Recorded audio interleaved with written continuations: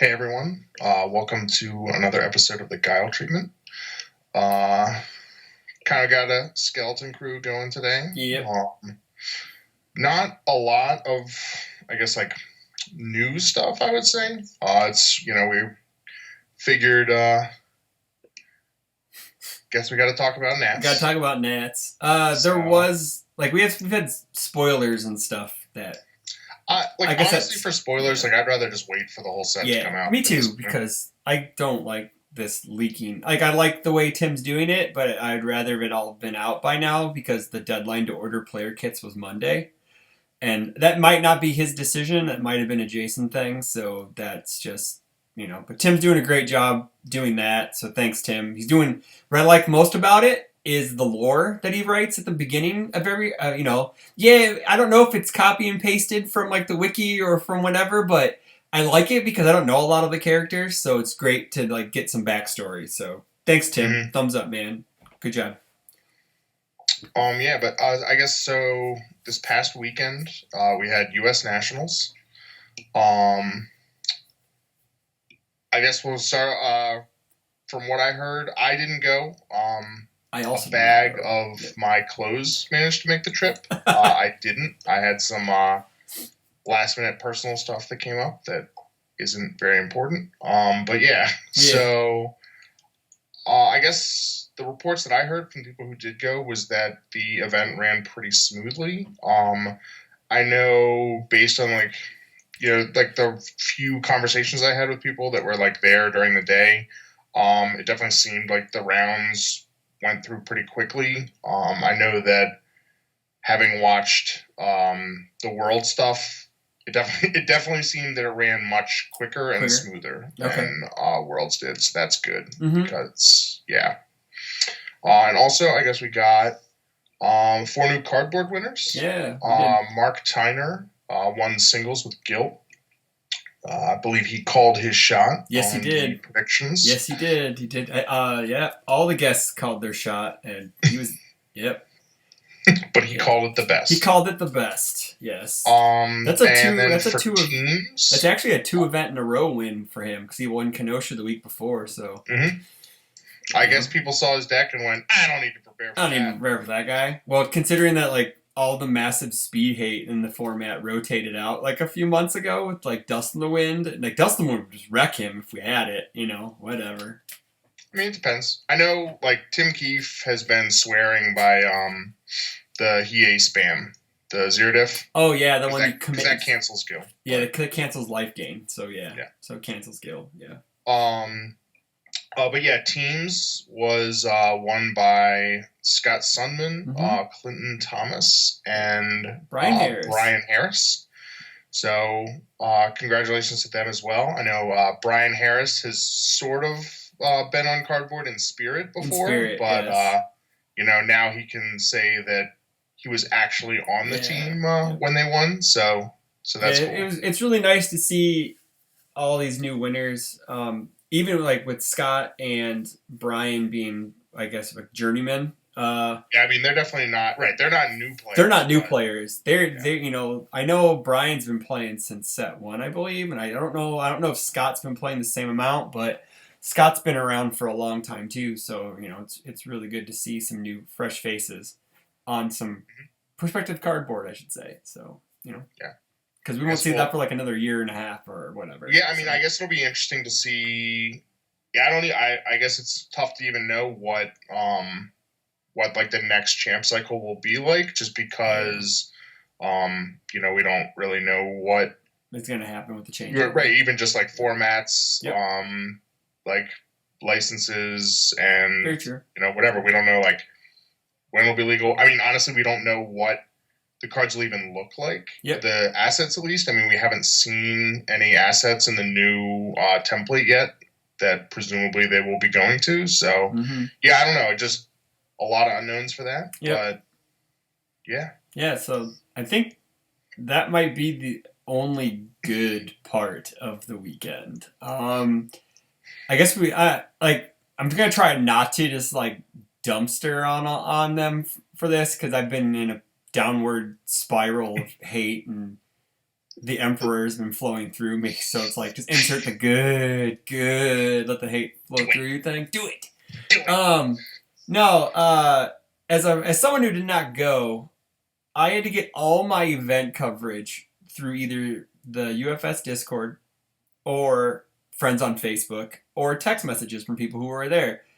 That's unacceptable for a major.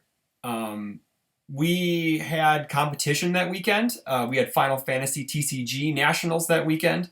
They had more coverage. They were plastered over Facebook. Every time I opened my Facebook, a new update shot up. They had I think they had 2 streams going.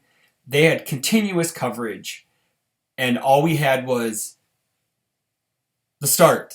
And then we had top 8 teams. And then we didn't even know the winner of teams until Monday. Until like the next morning. It was ridiculous. And same thing with singles. Like, instead of, we got a character breakdown, but it was like in a graph and names were misspelled and it just had character names. It didn't have the players. A lot of people, one cool thing about our community is we cheer for players instead of characters. We want to say, hey, we want to see this guy win. We want to see this guy win. We don't want to see this guy win because he's won too many times or whatever. But we are a community driven game. And when you take that part out of it, it kind of just sucks. And I don't know, my locals got more coverage than nationals. My locals get more coverage than nationals did. Yep. That is unacceptable.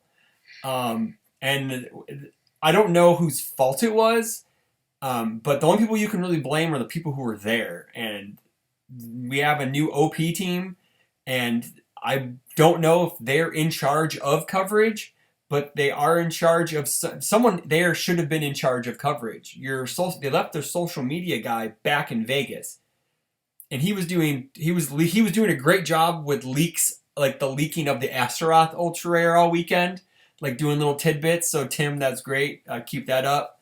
Like I said earlier. But yeah, like we got nothing. Like we used to get round by round standings at PTCs. I mean, I guess the thing is so, I don't know. I mean, majors, it feels like the coverage of majors like always kind of drops off. And I think it's just because the size of the event is so much bigger than like the typical like PTC and stuff. Yeah. And then, basically like after lunch, as it starts to get more into crunch time, they just kind of get like overwhelmed and it drops off.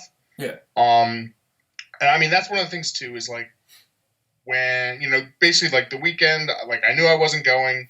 And I was just like, you know what? Like, instead of sitting there, I mean, I did this for, I believe, the Omaha PTC, where I pretty much just followed like the whole thing. I did like the stream with Tim Keefe like almost all day. Like, didn't really eat. Like, just basically just stayed there like the whole day. And I was like, I don't want to do that again. Yeah. Like, I'm gonna like get out. I'm gonna run some errands, just do some stuff. And so I kind of made it a point to like not even bother sort of like checking in on updates, just because like typically like they're not that good anyway, like, and I was just like, I'll find out when I find out, like,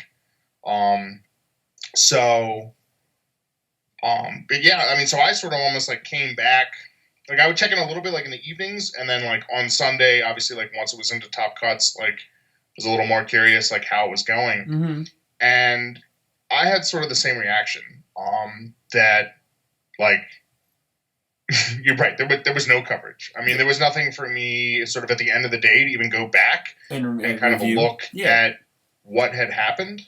I know on Sunday after Mark won, I asked somebody, I said, hey, is there anywhere I can go and just sort of like see what his like path through top 16 was? Like, who he played in the first round, who he played in the second round, like basically like who had beat who, basically each of the, matchups, like how it ended, like what the bracket for top 8 was, what the bracket for top 4 was, like, just how these characters had like gotten to, like, I didn't even know who he played in finals. I think someone said it was Chris Nixon. It's Chris Nixon playing but Jetta. Like, there's nowhere that I could like go and sort of find that out. I guess there's the one cell phone video, right? That's something else too, man. It's just like I'll get on that after you're done talking because that's just embarrassing. But yeah, and the thing is too is like, you know, I saw comments on like the few posts that did go up of people like, hey, you know, is there going to be a stream for this? You know, I like especially you said like sort of those opening posts of people like, oh, cool, like following for updates and like, you know, just sort of the typical stuff. Mm-hmm. You know, and then like I saw some things from I think like the ones that stood out. I think like Iari and Mike Hardiman. You know, Iari was on like the West Coast.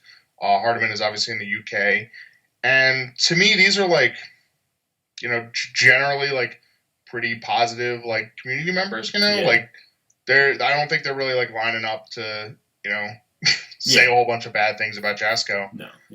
But really I think the overwhelming reaction that I saw was this was the worst coverage that anyone's ever seen. Yeah. For the second largest singles event in Jasco history. With they've broken attendance records at PTCs, my PTC, Omaha PTC.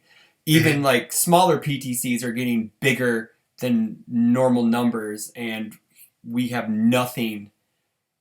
Well, I can't say nothing because there was at least a couple things that got pushed out over the weekend, but yeah, I mean, nothing that warranted us being like, that's good, to say that's great, that's positive, you know.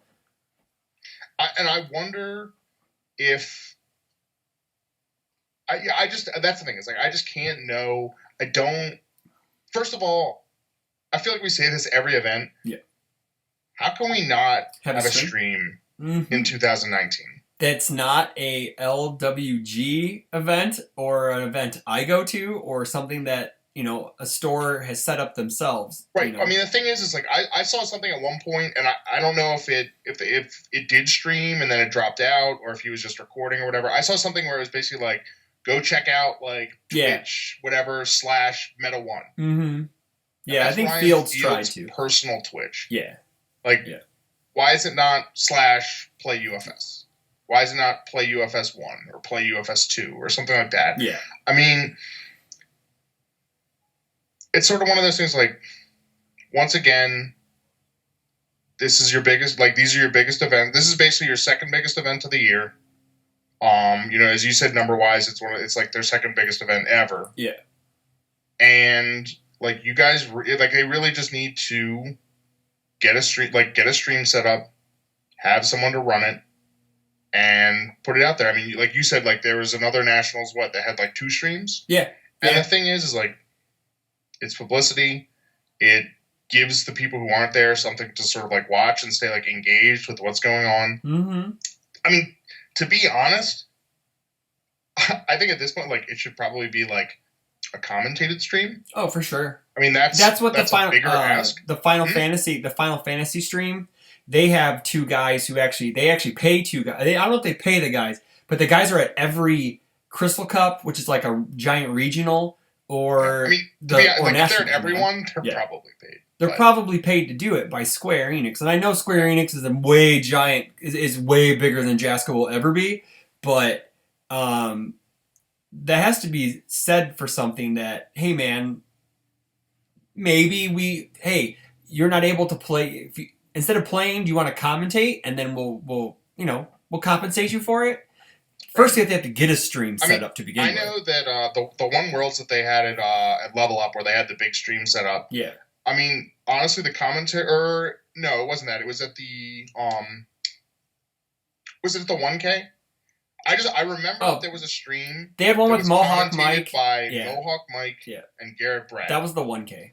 And I remember just sitting there, like, watching it, and I was like, this commentary is so good. I was like, if I didn't know anything about this game, I could watch this video, I could have this commentary, and I would be, like, learning a little bit about the ins and outs. I would know why these guys were doing what they were doing, like a little bit of, speculation on hands or strategy and all that stuff. And, like, it really just enhances the ability to sort of watch, because you get background noise. Sure. Like, you might have camera angles or glare, so, like, you can't quite see what all the cards are. And so, like, it's just helpful to, like, keep it kind of, like, interesting. Yeah. No, I understand. And the thing is if if the excuse is like, well, we don't have like reliable internet, we'll get a hotspot. Well, the first thing they should have is, why are they going back to an hotel that does not have reliable internet? Shouldn't they be looking at another hotel that has reliable internet? But the thing is, like, but it's the same sort of thing where like you can get Wi-Fi stuff in places that don't have Wi-Fi. Like there are pretty easily available like solutions to these problems, and I just don't understand why it doesn't happen. Yeah. I mean, as for the other stuff, like with like the round by round stuff, I mean the character breakdowns was nice. I mean, it was sort of like a simpler way to see like what the counts were instead of having to scroll through the giant like player roster. Yeah.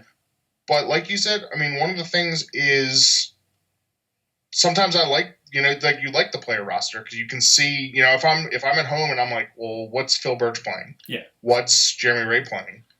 What's Tim Keefe playing? What's Garrett Brett playing? Like, you want to know like what these top players are playing. Or if you're, if you're like, oh man, like sweet, someone's playing, I don't know what, like, oh right, like the Biako, right? Yeah. Like, oh my God, there's this Biako at top tables. Like, I kept hearing that. Who's playing it? Is it someone I know? Is it somebody else? Like, just stuff like that is again just things that sort of like enrich the experience for like learning names or seeing like, oh, like I know this person's good. What do they think is like? What does this person think is like a viable deck to be playing right now? And right, just as you can see them sort of climb up, or like for me, I didn't want to bother like Scott or T-Gord who were there to find out what their records were. Like, if they're in rounds or between rounds, because I don't know when the rounds are. Yeah. And so like I wasn't even really about, hey, did you win? Did you lose? Like I can, it's nice to be able to just check online and see like how they're doing, if they're doing well, if they're not, like whatever. And I think that's something that's easily attainable because after you get the rounds started, you can just walk over, they can print standings or they can just pull up with a computer. You just take a screenshot and post it. Yeah, I mean, that's what they normally do. Yeah, it takes less than like 5 seconds to do that. It really, you don't have to even put a blurb.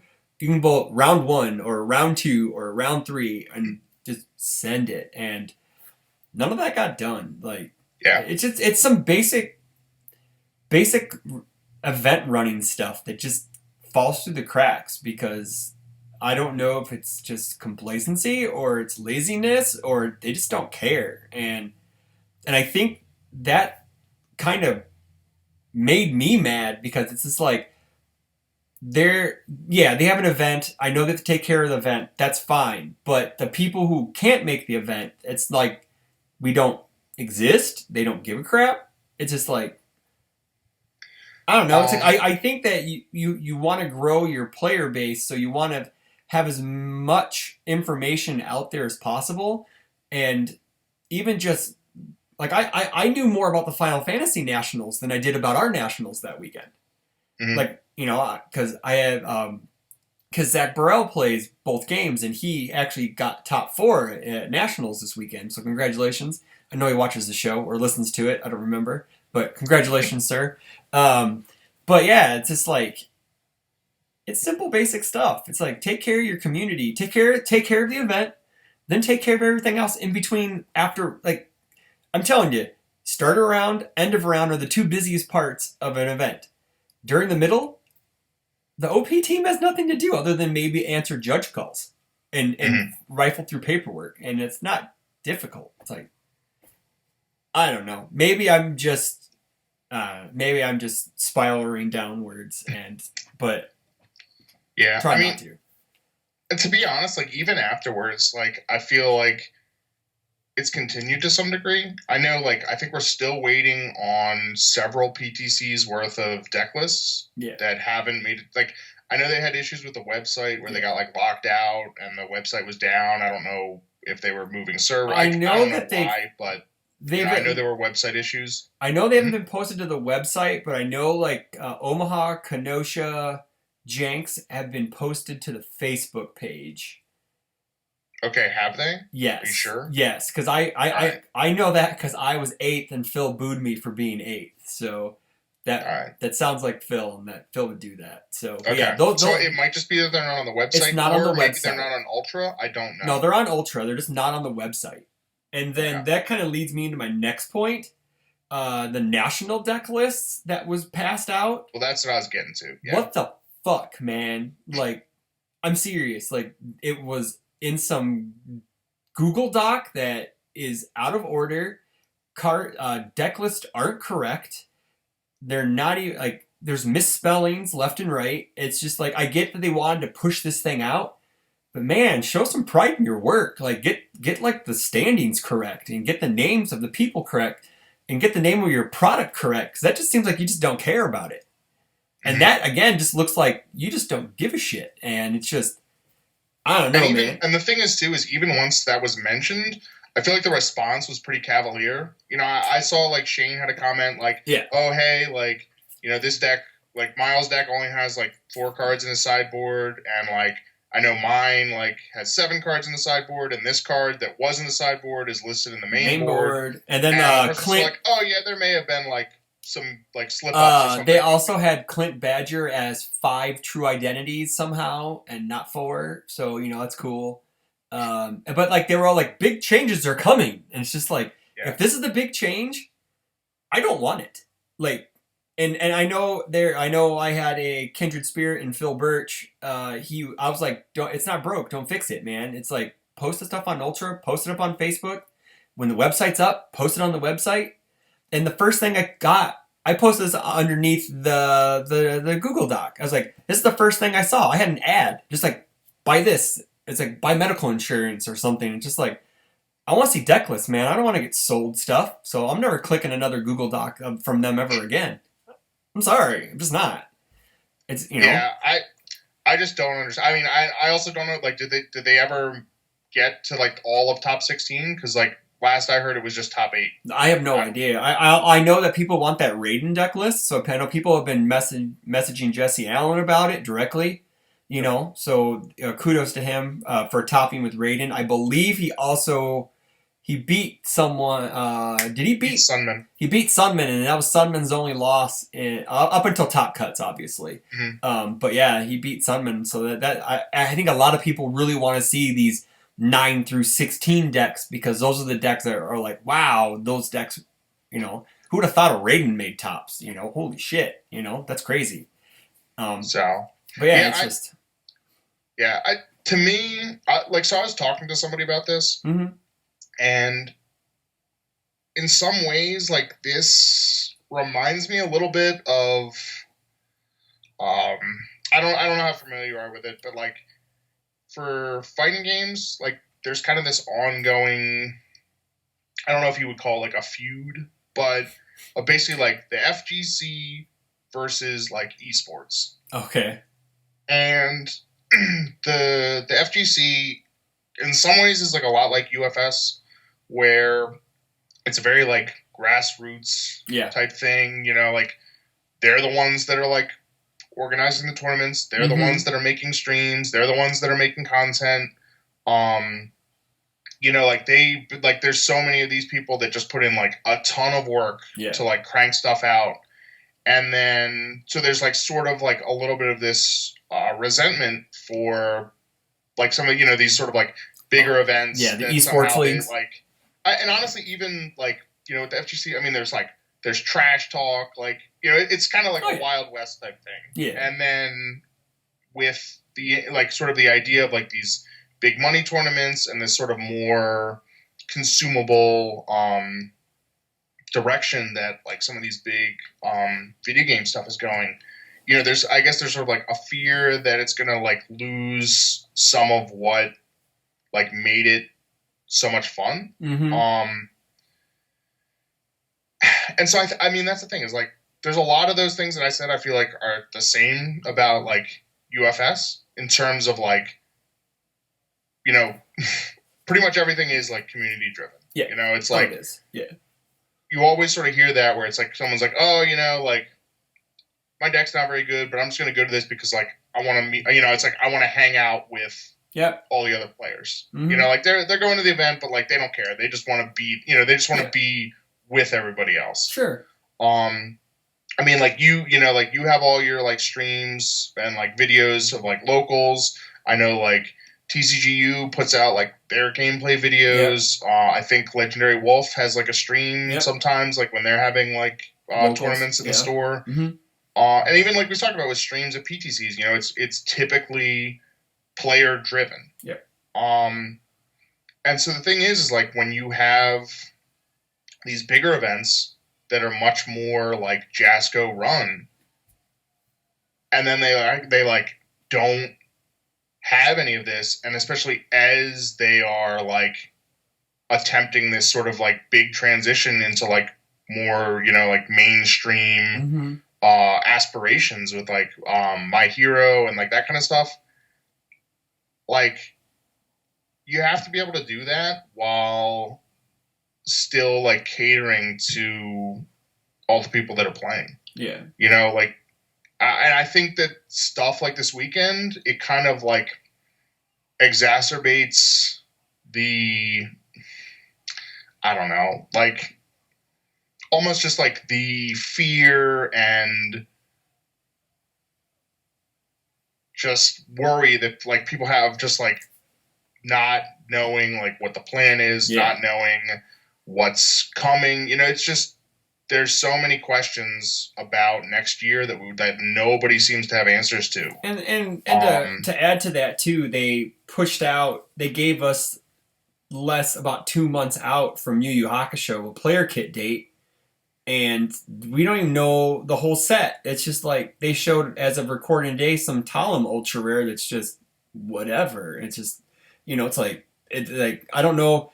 I'm not going to say it was planned that way to show certain things after the date if people are pissed, you know, they can't take their orders back. But it seems like that just seemed kind of, for a lack of a better word, shady. It's just like, here, we have a set coming out. Take it. You know, hit that feeder bar, kids. We're coming with the set. You're going to come to the feeder bar and take it anyways. And that's what it seems like. And I'm at fault too. I'm getting a player kit, but I'm only getting a player kit because I'm splitting it with someone.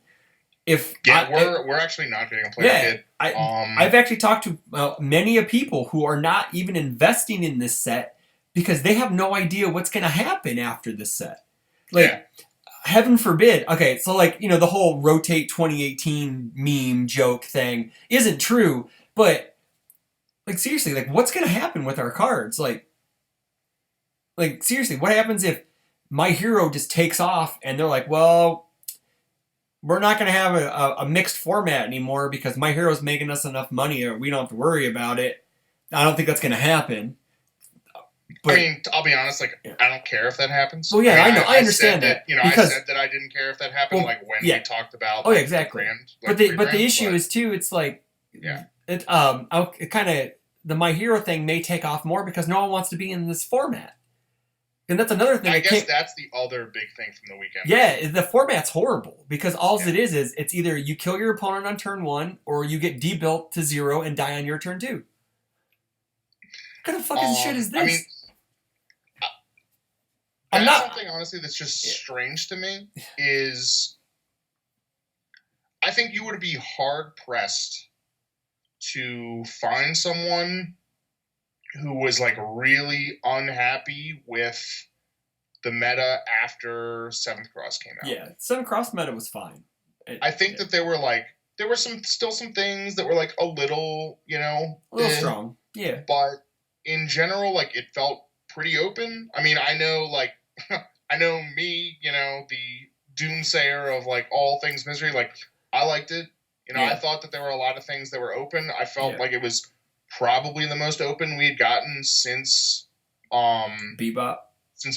Definitely. Since 2018 is what I like to call it. Basically since the start of like 2018. Yeah. You know, I thought that they had basically like finally gotten enough sets and sort of like designed out enough that they were able to sort of like get out from under like this really concentrated format. And man, did YuYu Hakusho just blow that all up. Yeah. And yeah, I mean, it's really decks that are just Spirit Gun, Tagoro Brothers, Shotgun. Yeah. Like Moonset. Mm-hmm. It's just like these cards that are there's so much debuild, and it's just miserable. It doesn't make any sense either to me because we have this card coming out in Legion of Souls, whatever the next set's called, LOS, whatever. Libra of Souls. Sorry. Like this Talim card that punishes discard for debuilding. Well, it's not even discard, but yeah. Like you get debuilt if you have them removed. If you make them remove this card from their hand in a way. Mm-hmm. I didn't know discard was this prevalent that it needed some like nuke to stop it. I mean, I guess like I was sort of joking. I know Ben Lambright is extra mad because I know playing so much at 9 because he loves discard decks and that's what he plays. So and right. I understand where he's coming from. I understand it. I understand the point because I feel the same way about turn 1 decks and that Talim card that came out. So whatever. Yeah. I mean, yeah, like I heard from I don't know.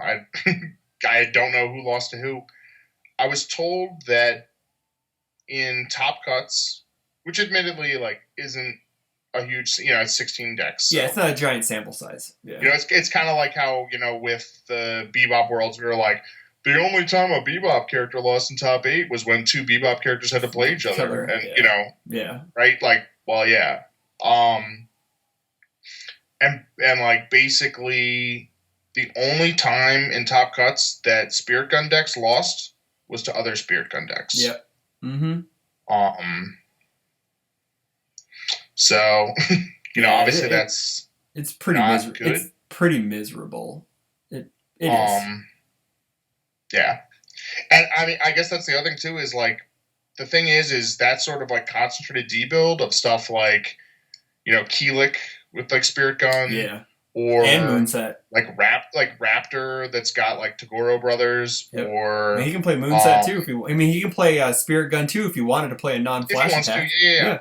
I mean like Jeddah. Yeah. I mean like these kind of decks is something where you already sort of have like a bit of, like you already kind of have a problem with the person who goes first is at like a pretty big advantage. That person is at even more of an advantage when the fact that like they get to go first means they get to build like 3 or 4. You build whatever you're going to build, and then they get to start at like basically playing attacks that not only are going to start dealing you damage, but are also going to remove your resources to be able to block and to be able to mount your own counterswing. Yeah, because you're not going to be able to pass checks. Yeah. Some of the stuff is going to end up like clogging up your hand with like Moonset. Mm-hmm. And so effectively like you're just like it's the same thing as like losing on turn 2, even if you don't. It's because you're getting set back like so far that you end up like basically they attack you, blow up half your foundations, and then build out some more, and all of a sudden they're at like 7 or 8, and you're at like 1, and you can't kill them. So, you do what you can, and then, they're like basically 2 turns ahead of you. Yeah. Or more. Mm-hmm. And it's just like, and the thing is like, it can be determined by the die roll. Yep. Or in Top Cuts, it can be determined by who won more in Swiss. So, yeah, I just, I don't know. I know that they banned the Tiger Screen before Nats, which I don't think was the wrong choice. I think it should have gone. That was fine. Yeah. But it's kind of one of those things. Just like that's not the only problem. No, there are other problems right now that should probably be addressed, and I don't know if they will or not. I mean, obviously, if they start just banning like several ultra rares and people are not going to be happy if they went out and spent money to get these cards. Yeah. But sometimes it's just like don't stop printing these cards. Stop printing the cards. Stop. Yeah. Well, the issue too is it's just like I don't know if it's like these cards are so weak in testing that they have to be like, well, we're gonna have to jack the power level up. But Spirit Guns is dumb. Like, there's no reason it should be a 5 mid for 6, blow up something, and the Yusuke zone change thing is cool because if you're Yusuke, that's cool. Whatever. It's his attack. I get that. But I honestly don't ever see that. I never see that attack getting hit whatsoever because it's a signature attack from that set, which is horrible because it's overstated for what it. Like we even said that. It's like even when we saw the preview for it, it's just like, why is this thing even rolling? Here's the thing. Why is this even a rare? You know? Compare that card to what is it? What is it? Napalm missile or whatever? Oh, homing missiles. Yeah. Yeah. Yeah. Those are effectively the same card. Yep. Except homing missiles is a 4 diff instead of a 3 diff. I think they have the same block. I think it's a 2 mid, right? Yeah, anyway. It's a 2 mid. It's a 4. It's a 4. It's Spirit a 4. Gun has +2/+2 on it. Yeah. Because it's a 5/6 instead of a 3/4. Yeah. And the E is just blow up whatever I want. Whereas homing missiles is, it's first E, whatever. It's the same. Like, are you not playing Spirit Gun as a first E? Yeah. And it's blow. I get to blow something up unless your opponent pays lose 2 endurance. It's like 2 or 3 vitality. It's a minuscule. And guess what? Everyone always picks lose 3. Lose 3. Yes. Because nobody wants to lose their best foundation. Exactly. And especially not on turn 2. Yep. And so well, what's even worse about this is that if you have counterplay to it, you may get Tagoro Brothers, and you lose 2 instead of just 1, and you get almost completely debuilt, and you might as well just scoop and just go first game 2, because you're not coming back from that, especially with how aggressive some debuild decks are. Like Keelik, he'll just loop that thing over and over again, and you won't have anything for the remainder of the game. And then look at Jeddah. Jeddah has ways to get rid of your momentum way easier now than he ever has. So you can just continually get debuilt on his turn and on your turn if you have no momentum. Yeah. It's like locally locally in Rockford, we don't have people playing decks like that because we don't hate each other. And I get it. At a national cardboard event, that's when the degenerate stuff is really concentrated. Mm-hmm. But eventually it's going to filter down. It's going to filter down into your PTCs, into your locals. It's never going to hit your kitchen table because people aren't that mean to each other, Right. So, but I guess the flip side though is you still get the people that are I want to play a Yusuke deck and I want to play all the Yusuke cards. Yeah. So you'll still see it. Oh yeah, for sure. Yeah, but it's different though because it's not. I guess it's one deck out of 6 at a local, and not. Well, don't get me wrong. We had a local where everyone played Spirit Gun, and that was just miserable. And it's a little less concentrated at a local, unless everyone's playing a life, death, or good deck. Which I think the other thing too is. Something I think that has been building for a while is this event, at least from the outside, felt like it was really dominated by Street Fighter versus Darkstalkers characters. Yeah. And that was something that, to me, so the thing is I feel like Street Fighter versus Darkstalkers kind of crept in, where it was sort of similar to this next set, where it came out after all the majors for the year. Yeah. So nothing was really looked at that intently early on because there were no events to play anything in. Sure. But I do remember when it sort of came out, just looking at it and being dude, these cards are fucked up. Yeah, they're pretty overtuned. Especially except for the characters are all overtuned, but Morgan, rest in peace, and Chun-Li, who's too fair. Right. Chun-Li is way too fair. But she's a great girl, but too fair. But yeah, I as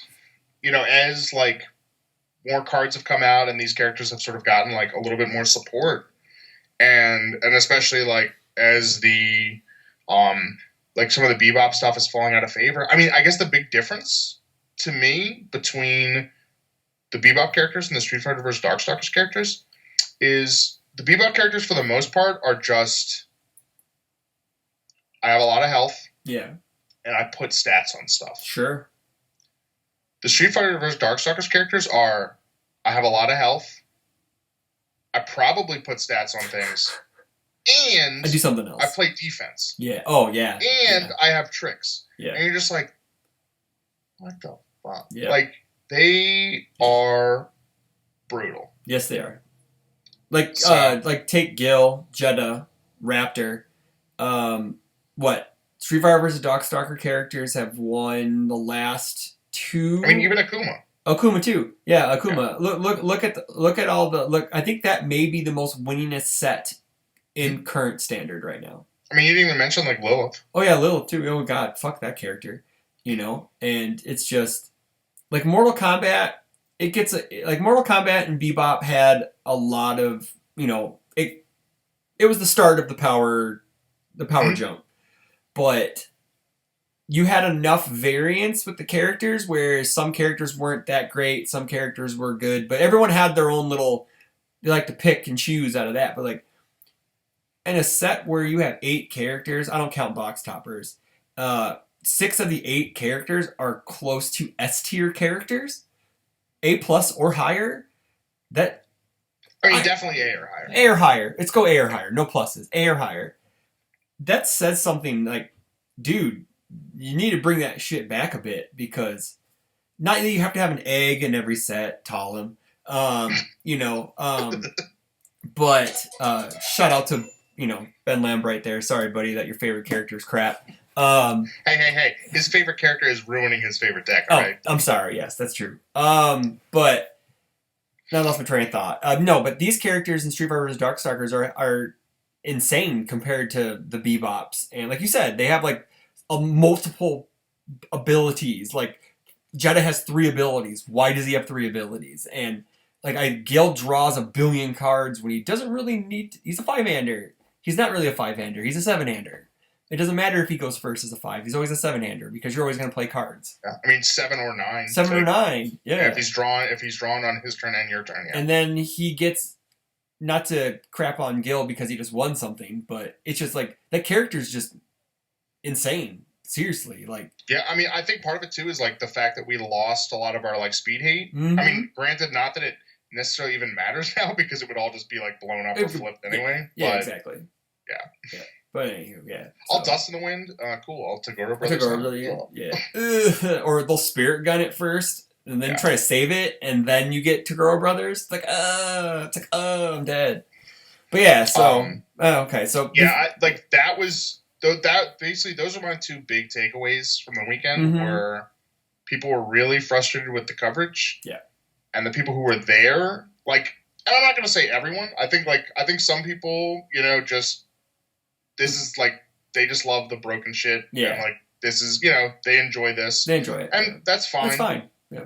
But I think as a whole, you know, I think that the average player like did not have fun. Yeah. I also certainly the people that I talked to did not have fun. I asked a couple people about the temperature of the room, like how things were going, how people felt, and I only asked like 3 or 4 people because I didn't want like stuff to get out or Chris is trying to figure out something, but it was like lukewarm at best. The Jasco employees weren't very like Ryan Pham, JT. They're great. You know, they walked JT's JT. He always socializes with the players. He loves the players. Ryan Pham was head judge. He did a great job. But like the newer people, I heard weren't as forthcoming to the players. I don't know. That's just from what I got from the people I polled. Jason was pretty much non-existent, but I also heard that he had family in on vacation, so he was doing some other business stuff. But this was the first major where Jason wasn't actively involved, so maybe. I mean, I heard the same thing. I heard he was there, and I heard that he was physically there. Yeah. But that he basically spent no time talking to anybody. Yeah. And like was mostly just, you know, invisible. I heard he was in meetings and he had, you know, he was doing Jason stuff. So I understand like that's probably why he hired the OP team is to just run the event. But coverage is part of the OP, is part of the event. So they failed in my eyes. So, but before I go any further, so I'm going to stop and pull back. So, but yeah, that's pretty much, that's all. I don't really have much else to say because then I'll just keep spewing the same things over and over again, and no one wants to hear 45 minutes to an hour of me rambling. So, but Yeah. Basically, bottom line is get better. Yeah. That's it. I mean, I guess sort of like the, summary, if you will. Sure. I mean, I talked to probably half a dozen or so people. Like a similar thing of just, how it was, like, again, like I had no idea how the event went. Mm-hmm. And I would say, like, the most scathing review I got of just sort of summary was, let's see, I guess I'll paraphrase. It was basically, they said it was like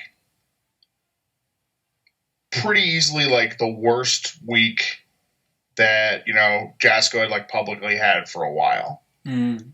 And, they brought it out, they said that, things start off with like an emergency ban of a card that probably never should have gotten printed. Sure. Which is Tiger Scream. Yeah.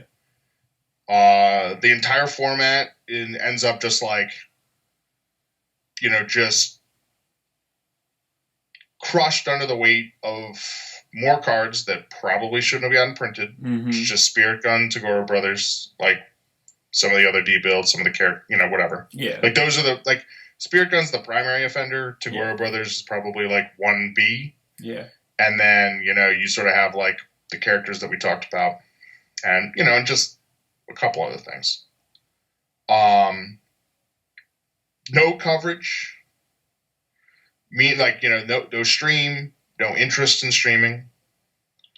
And, like the packs they're giving out. I mean, I guess that's the other thing too, is like the prize support is just PTC promos. Oh, really? So, like, basically everybody got a couple packs of YuYu Hakusho, the participation mat, which looked cool. Yeah. And then basically a play set of each PTC promo from the start of the year up through, I want to say the Heidi, or not Heidi, the Sasha card. Over the top. Over the top? Really? We gave away that stuff at the Rockford PTC just for joining into teams. Right. But they didn't have Repas, they didn't have Prepare to Fights, but they had everything before that. Okay. And the thing is like, first of all, if you've been going to events, you already have those cards. Yeah. If you haven't been going to events, if all you have to do is show up to Nats to get those cards, why do you bother going to PTCs? Yeah, exactly. It's sort of like, I mean, Redemption is good. Redemption lets you get these cards if you don't go to events. Yeah. But, like, the thing is it kind of just, like, further undermines, like, the exclusivity of them if you're just giving them away like that. I get it for, like, the UK because, they really don't get these, like, monthly things. Very true. But, well, and they also got Libra Souls, commons and uncommons tossed so that's the thing. So that was the big thing, right? So that, we're talking about these, like, problematic cards. And so they show all these, like, commons and uncommons. And inadvertently, through those, we get to see what, honestly, in my opinion, I think is probably the most, like, unreasonable Jasco card, like, I've seen since I've been playing. Which is the Talim Zero Diff. I think it's called Pure of Heart. Pure of Heart, yeah. You mentioned on it. It's a Zero Diff. I think it's a block. Isn't it a 0-6? So it's a high block? I think it's a 0-5. It's a +3 high. +3 high. It's first E commit. You basically, I think you pick, I believe, a foundation or asset, and they can't use abilities. Is it asset? Yeah, it's foundation or asset, and they can't use abilities on that card for the remainder and they of combat can't use phase. abilities this enhanced step. So it's a little bit like Satoshi, the old one, where he could just like basically pick something and be like, you can't play that this attack. Which that's fine. I mean, right there. That's a good card. A very good card. It's a very strong. Sort of talked about. Yeah. Like, especially Air has kind of had some issues with like foundation control. So like, even if you aren't going to be able to like reuse it, it's still just like, okay, I need this attack to be able to get through, so I'll seal that stuff, or I'll blank that stuff for right now. I'll do my thing, and then whatever. But it has a static, which is after this leaves your hand, do your opponent's effect. Take 2 of their foundations of your choice and put them into their card pool. Which is like I know when like when we were seeing like Ed 9 and Reptile and some of these like big debuild characters that were kind of a shift. Like You mean before discard? that, like Yeah. we basically had hand rip like Athena, and Yeah. that was it. Yeah. You mean discard? So we started not seeing debuild, these things, so, just like, man, like discard's crazy. There's we had like we had stuff like the Gabrick Foundation or like emergency rations, stuff like that. Yeah. And I remember people talking about like some of these old like fantasy flight cards. I remember there was one which was like when you discarded it, like you basically drew up to your hand size. Oh, that's was it? That's on the Thunder Punch from the one guy. It is, but I think it was on. It was on like some like I think spam. Okay. I think it was like Chinese sword style, like something like that. Sure. Or maybe you discard the attack. Like it was something like outlandish. Okay. And like this is like that. Like this is something where it is so far above and beyond what is like reasonable that and the thing is like, and it doesn't just hit. I mean, right? Like Amy has a card that's like they discard a card for every character you control. Yeah. Well, there's 2 symbols with Ed 9. Yeah. So already you have a card where Ed 9's just like, just pitch 4 cards. I'll add a character to my hand. Pitch a 5th card. Like, fuck you. Yeah. So like, I mean, discard's going to be a problem. Yeah. But you have something like this, and so like, sure, you're going to have issues with like cards like this, right? But the thing is like this card hits like all the Botan cards you just printed. Yeah. So like something like a Bug Spray. Or Voice of Reason. Mop Strike. Yeah. Or Voice of Reason. Yeah. Like the thing is, somebody might be like, good, I hate getting wrecked by Reptile. This card's awesome. And that same person is going to activate like a Voice of Reason E to try to find a block. Yep. And their opponent's going to go, oh, cool, thanks, and pitch that card and take 2 foundations and throw them in their card pool, and they're going to go, oh, I'm going to lose. Yeah. Like you have a 0 diff that has like a good enhance and also says on the off chance that your opponent has any interest in like touching your hand, they're going to lose. Yep. It's like, what? And that card's a 4X in those symbols. You don't play less than 4. You just play 4 of them because I think that card is so good. Yeah. That if you're a 7-hander, just throw 2 in your sideboard. Yeah, and you can just play because if you literally, like I said, it's like if you're playing somebody that's like, oh, I'm running Voice Freeze, and you're like, cool, I'm just gonna bring 2 of these in. Yep. And if I draw it at the right time, like you're gonna lose. Yeah, exactly. Yeah, it's just insane. Like, I don't know. Like like you said, they basically invalidated all of Ed 9. Like Reptile had a card that fought. It had Acid Spit, which you discard. Your opponent discards 2 cards from their hand if it's discarded. I think that's fair. Like maybe it's more fair than that. Exactly. Like what? Okay, so instead of 2, if it was 1, that wouldn't be as bad. Here's the thing too. Acid Spit is also a 3 check, an attack, like a 3 damage attack, and it has, this is a 0-5 spam, that has a good ability. 4X, man.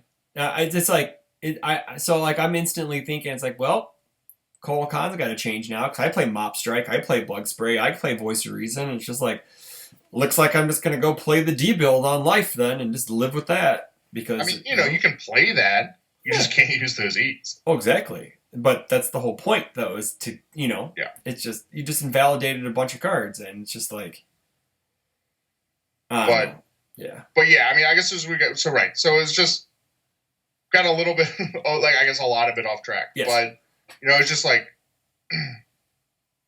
emergency ban format is just warped by more problematic cards. They shows this other super problematic card. They're saying Jason's just completely disinterested. Like Jason didn't even talk to people.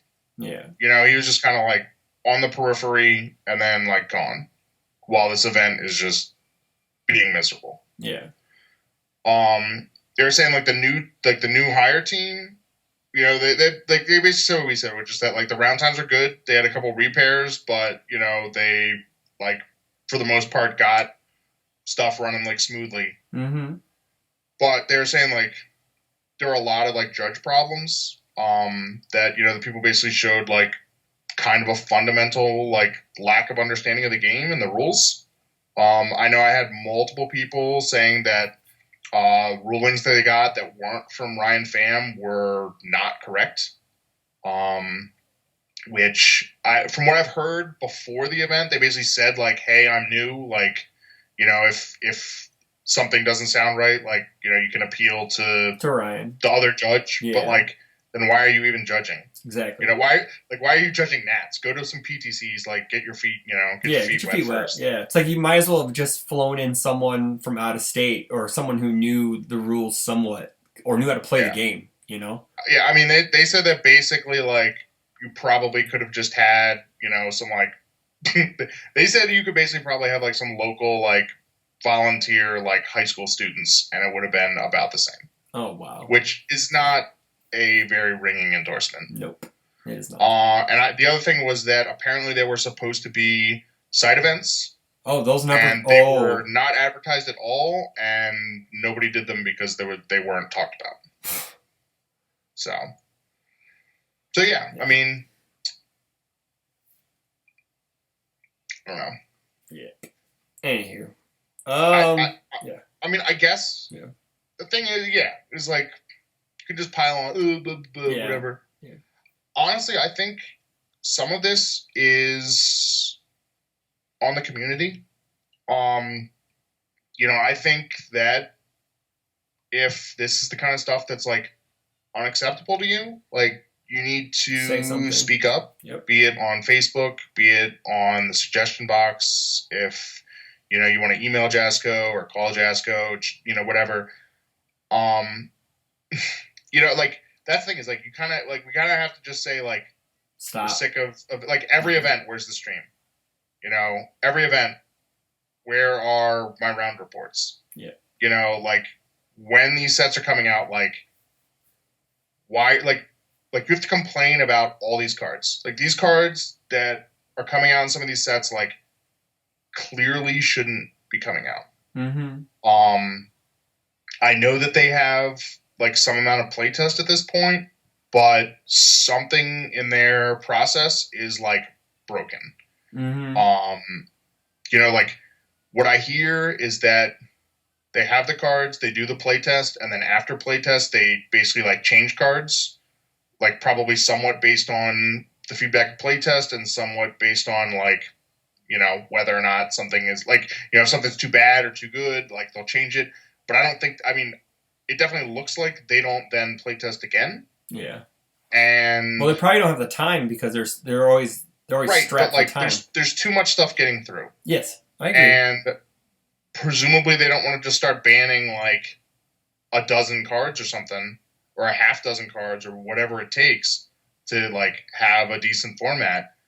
But then like there needs to be more care taken beforehand. Mm-hmm. And like that's just the kind of stuff where, I mean, like you said, I mean, obviously there's people that have decided with this set, be it because of like these complaints about everything else, or if it's just the fact that like they don't even know when the next event they're going to be able to play the cards in is. Like, I know that's part of our issue is like the set comes out, there's a PTC in Florida and Texas that we're not going to, and the next event that's been announced after that is Worlds. Oh yeah, we haven't even got to that yet. So. And at the moment, like really don't plan on going to that because like if the only change to the format is going to be this, then I don't want to play in it. Yeah. And definitely not at sort of like a cutthroat level. It's like I might play in like a locals level. Let's get into whatchamacallit, the Phantom Worlds announcement that just randomly popped up on Facebook. Someone, I don't know if be it there at Nats or someone digging, because we usually have to find all the information first by digging into websites we know how to hit, like Google, Level Up. Because I know I found Level Up dates for last year's back in like June or July, and I was like, is Worlds confirmed? And I got a maybe, and it's just like, dude, I have to plan out my plane ticket. I got to plan out my other stuff. I saw it first on the UK page from Hardiman. Yeah. And from what I was told, that it was announced at Nationals, the Nats event. Either after like the first or second round. I think I also heard that it was from a player who was there There were some cheers, there were some groans, and there were some boos because it's like it's a 4-month turnaround. Like you have all these people spending money to go to Atlanta. It's not cheap. Yes, it's a giant hub. People got to fly from all over. You get a hotel. It's not cheap. You have to get food. Not cheap. You're spending all this money, and then you have to 4 months later turn around and do it all over again just because. I mean, and like if you want to buy the set, the pre-order date is the day after Nationals. Yeah, it's just like what the fuck is going on, and why is this stuff so like? And also, I also noticed that it says UFS Worlds and not Universes Worlds. Probably because one, the sets, I guarantee you, it's not going to be out in time, so there's no reason for it to be called Universes Worlds. And then if it is, it's probably coming out at Worlds, and it's not going to be legal, because if it is going to be legal, I'll just tell them to go fuck off, and I'm going to leave. Because that's fucking ridiculous. It's just... I mean... Why didn't we have these dates like 3 or 4 months ago? We should have had these dates like... Now I have to scramble for a room, scramble for a flight, maybe a car. It's like, stuff gets expensive as you get closer to dates, and it's just like... It just goes to the fact of the matter is, like, they just don't care. That's what it feels like. They just don't care. They're like, you're going to pay to come, and you're going to come play. You're going to buy these cards, and you're going to play, because that's what you've done for the last 4 or 5 years. 6 years, 10 years. Yeah, I mean, but I guess that's the thing, is, if you're a player out there, and you watch this, thank you. Yeah. Thanks for watching. But, yeah, but we're really, normally not like this. I'm normally not like this. I hate to feel like this. I hate this. I hate feeling like this. That's the thing. The only thing I can really sort of say is, if you're like put out by the way things have been, by the way things are going, like you need to sort of like speak up too. If it's just definitely. Like the two of us sort of complain, like standing up here, what's going on? Yeah. Like it doesn't matter. No, they don't listen to us anyway. So, like you need to talk to your scout. You need to talk to your store owners. Yeah. You need to talk to Jasco. You need to have them talk to Jasco. Like, it's just I mean, it's just the kind of thing where nothing's going to change if people aren't like vocally upset. Yep.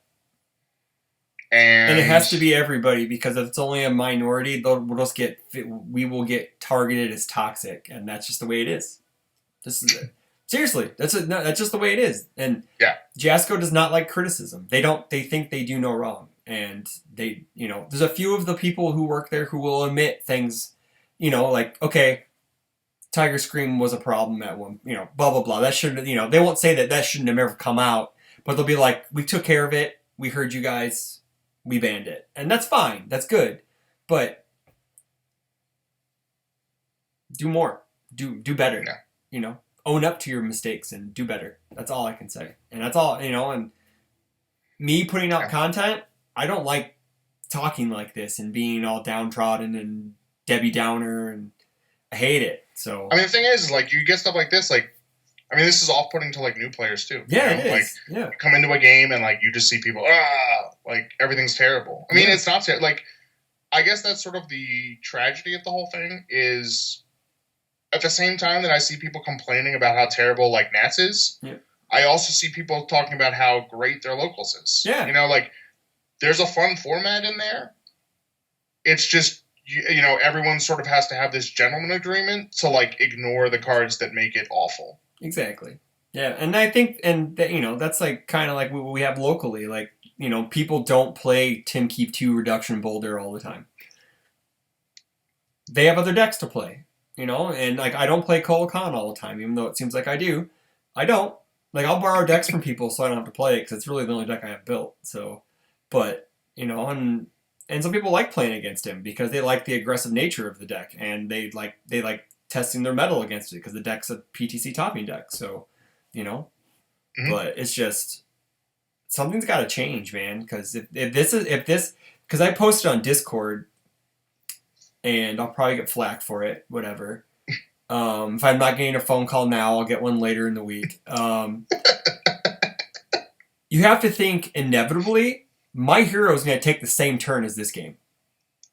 Like, it's going to start out all basic and all fun and happy and rainbows, and things are going to be really easy to play, but then you're going to have all the UFS players transitioning over into this. The same people are going to start winning events over and over again, and then the powers that be are going to deem it that it's not going to happen anymore, and they're going to get power creep cash grabbed, to coin the phrase, 2018, and everything's just going to go down again. It's inevitable.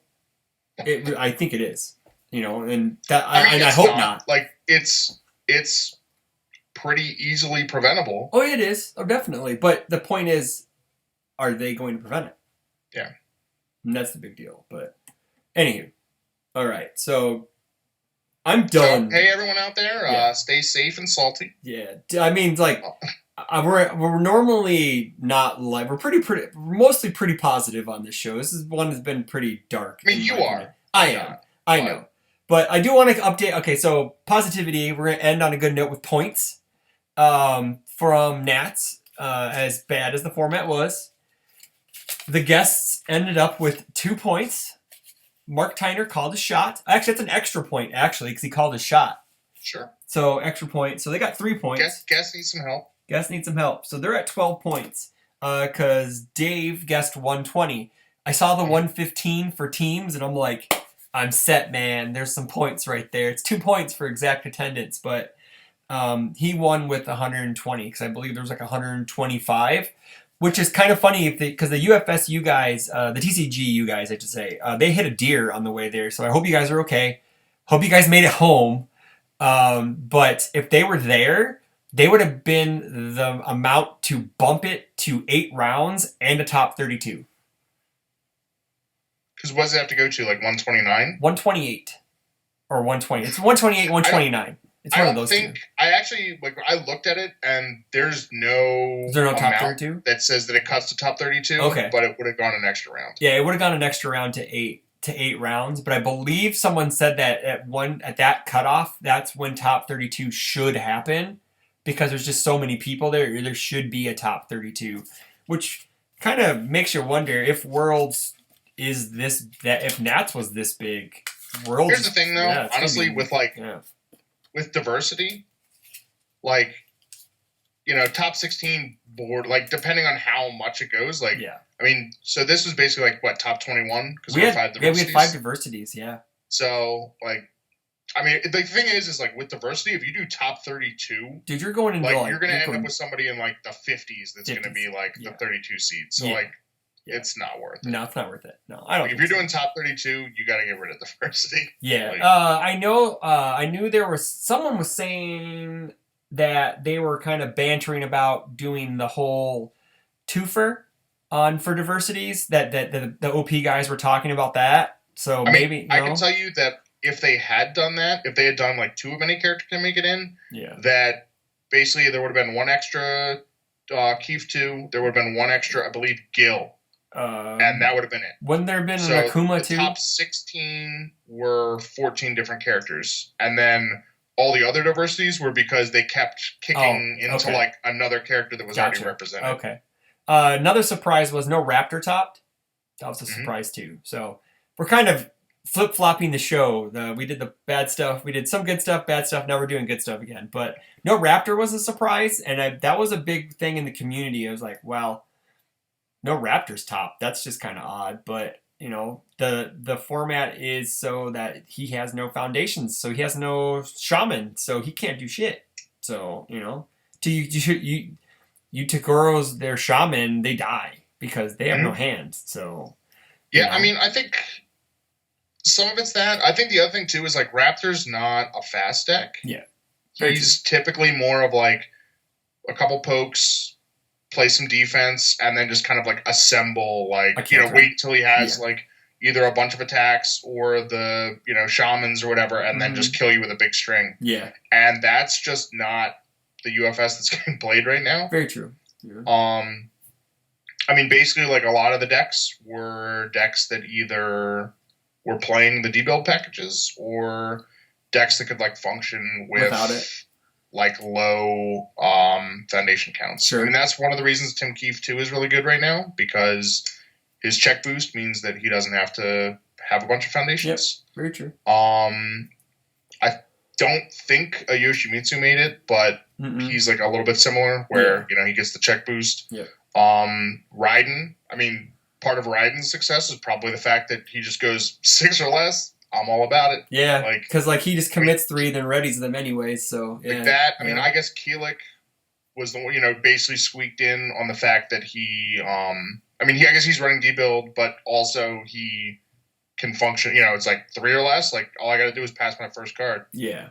But yeah, I mean, those are the characters that are doing well. Mm-hmm. If that's what you're sort of worried about with how you're going to combat like some of the D-build that's happening. That's what to look for, is characters that, they're either like readying stuff, like basically characters that don't need like 6 or 7 foundation, or, Yeah. Like you don't need to be bordering deadlock in order to mount an offense. Very true.